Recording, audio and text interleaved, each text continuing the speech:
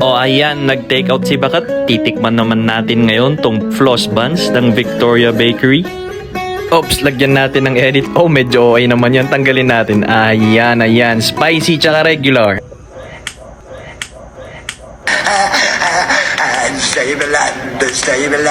So ayun, nilagay ko na sa plato. Titikman na natin. Alright. First bite. Thank you, Lord. Kung kanino man yung linyang yun, idol kita, pinapanood ko yung YouTube mo.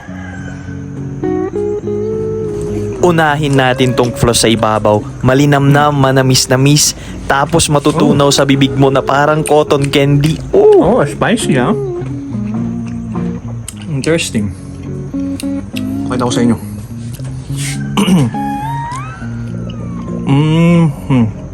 Sa loob niya.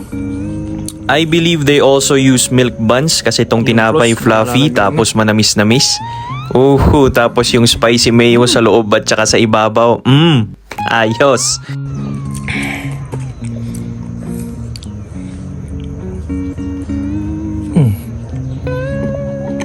Dadandahanin ko kasi ito yung tinapay na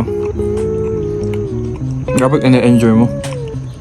Magandang pares na ito para sa akin. Itong spicy siguro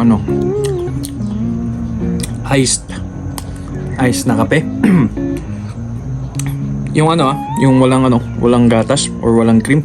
Hindi kaya soda water. Hindi kaya lemon soda water. Basta kung anong trip mong soda water. Sarap. Panoorin nyo na lang, nabusin ko Pakita ko ulit. Ayan! Dalawang klase nga pala to, yung spicy tsaka regular, pero mas prefer pa rin natin tong spicy. Huwag kang mag-alala, konting sipa lang naman meron dito at hindi yung sobrang anghang. Compared sa mga ibang floss buns na natikman ko, kung i-compare ko to, this is a 7 out of 10 compared sa iba. Pero kung yung price ang pag-uusapan, it's a 10 out of 10. Kasi halos kalahati na ito yung mga presyo ng nasa ibang stores. Nag-trend to parang a few years ago I think, pero ngayon lang natin titikman on cam.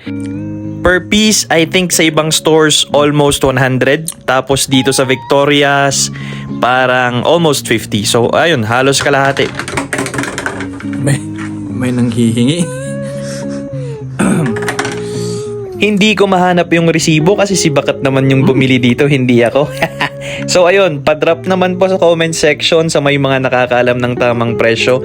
Maraming salamat. At ayun, that's our video for today. See you all on the next one. Bye-bye. Hindi ako nagdala ng panulak. Sa baba pa yung kusina.